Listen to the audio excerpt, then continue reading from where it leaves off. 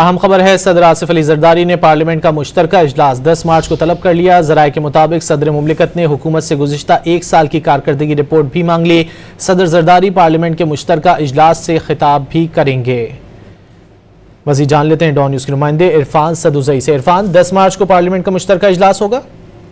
जी, सदर मुमलिकत ने पार्लियामेंट का मुश्तरका इजलास 10 मार्च को तलब कर लिया है और अभी इसकी टाइमिंग तो नहीं बताई गई, लेकिन उमूमन ये सुबह 11 बजे ही होता है और जब नया पार्लियामानी साल होता है तो पार्लियामेंट का मुश्तरका इजलास तलब किया जाता है, जिसमें सदर मुमलिकत ऐवान के जो दोनों हाउसेज हैं उनसे खिताब करते हैं। इसके अलावा कौमी असम्बली का इजलास भी 11 मार्च को तलब किया गया है और इसके अलावा सदर मुमलिकत ने जो गुज़िश्ता पार्लियामानी साल की जो रिपोर्ट है वो भी तलब कर ली है कि उसमें कितने बिल पास किए गए, क्या कारकर्दगी रही हुकूमत की। तो इसमें जो स्पीकर कौमी असम्बली हैं उन्होंने ये जो रिपोर्ट है ये तैयार कर रखी है और इसमें ये जो डिटेल्स हमारे सामने आई है उसमें 51 बिल्स मंजूर किए गए हैं, जिनमें से 40 हुकूमती और 11 प्राइवेट मेंबर्स बिल्स थे और इसके अलावा 51 में से जो 42 बिल्स हैं वो बाकायदा कानून की शक्ल इख्तियार कर गए हैं। इसके अलावा 26 करारदादें भी मंजूर की गई हैं और पार्लियामानी साल के दौरान 1059 निशानदार जबकि 264 गैर निशानदार जो सवालात थे उनके जवाब दिए गए। इसके अलावा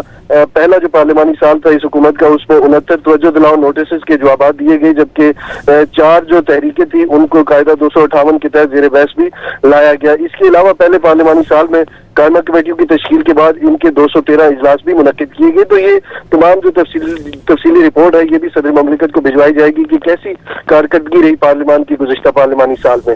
जी, बहुत शुक्रिया इरफान सदुज़ई इन तफसीलात के लिए।